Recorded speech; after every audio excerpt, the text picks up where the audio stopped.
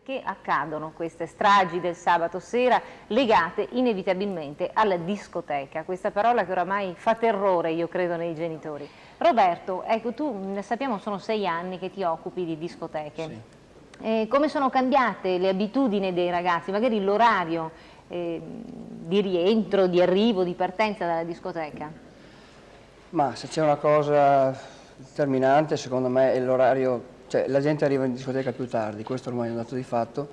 Noi ci stiamo anche preoccupando di questo perché sono nate delle alternative prima della discoteca. La gente si ritrova nelle birrerie, nelle paninoteche, in altri posti, e a noi ci arrivano un po', diciamo, in un'ora che facciamo anche fatica a impostare la serata, perché la maggior parte della clientela vuol far tardi all'arrivo in discoteca e far tardi naturalmente anche alla chiusura della discoteca.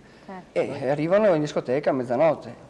C'è chi arriva come persona normale, voglio dire con l'euforia del ballo, c'è chi arriva anche con l'euforia del bere. Io sono un ragazzo che mi voglio ubriacare, cioè voglio dire, vado, non so, in una discoteca e bevo finché mi pare. Cioè voi ne date a ruota libera o c'è un limite? No, non esiste un limite. Esiste un limite sul comportamento che deve avere il cliente in discoteca. Ecco, dunque secondo te l'orario delle 3, come è adesso ancora, non va molto bene? Cioè che orario tu, da direttore di discoteca, proporresti?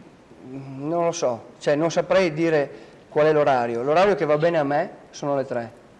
Come tre. boom mi va bene le 3, perché riesco a far divertire la gente al 100%, Certo. riesco a farla uscire in un modo giusto, intelligente, senza cacciarli via, e vedo che le 3 la gente ha veramente voglia di andare anche a casa. Poi ci sono gli esasperati che devono rincorrere altri risultati. C'è chi va addirittura, si preoccupa di andare al grill a mangiare un panino, c'è chi vuole andare al mare in un'altra discoteca.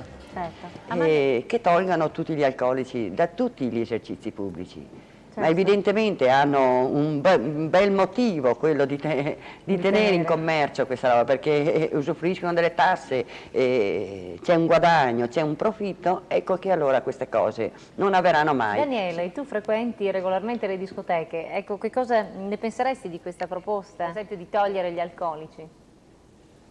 Beh, io penso che se uno vuole bere, e anche per via degli incidenti, uno beve prima e anche dopo la discoteca.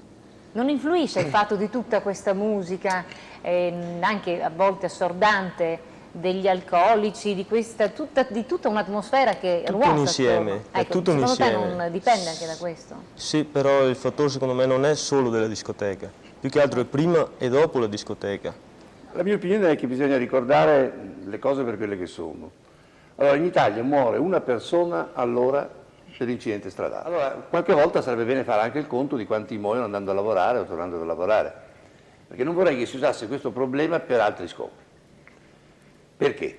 Perché quando io sento dire questa argomentazione delle macchine veloci, dei giovani che corrono, non bisogna andare alle grandi macchine, bisogna andare alle piccole macchine, non si dice una verità sacrosanta, ed è questa, che in Italia né con macchine grandi né con macchine piccole si può correre sulle strade che non siano autostrade, e gli incidenti avvengono su strade che non sono autostrade, a più di 90 km/h.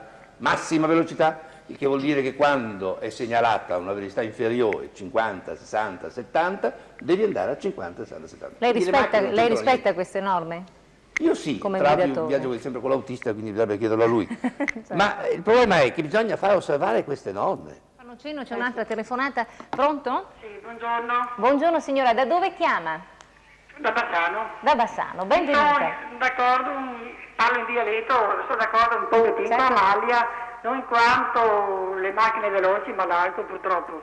L'alcol? L'alcol sì. E dopo sento dire di questo estasi, queste porcherie che prendono. Per conto mio non è la macchina veloce, perché se il ragazzo si sveglio, cioè non si brillo, non è importante neanche dell'orario. Certo. Basta soltanto per appunto proibire l'alcol sulle discoteche e dopo vedere anche cosa gli mette dentro l'alcol. Faccio perché c'è una telefonata in linea. Pronto? Pronto? Sì, buongiorno, da dove chiama? Da Marostica. Io mi chiamo Miro, ho 19 anni, sono a casa per caso da scuola. Sì. E stavo ascoltando la trasmissione e io vado sempre giù al boom. Vai Giù. sempre in discoteca, Sì. certo. Vado sia il sabato che la domenica quando è aperto, se no vado anche in altre parti, ma di solito vado là al boom. Senti, una domanda, perché ci vai? Io ci vado perché là trovo gente, perché là mi diverto, la generazione di oggi è quello il posto dove sì. Sì. Senti una cosa, ma e che cosa ne pensi di tanti tuoi coetanei che purtroppo, cioè da una serata che doveva essere una serata di svago indimenticabile è diventata una serata per loro definitiva, cioè l'ultima serata della loro vita. Tu che cosa ne pensi?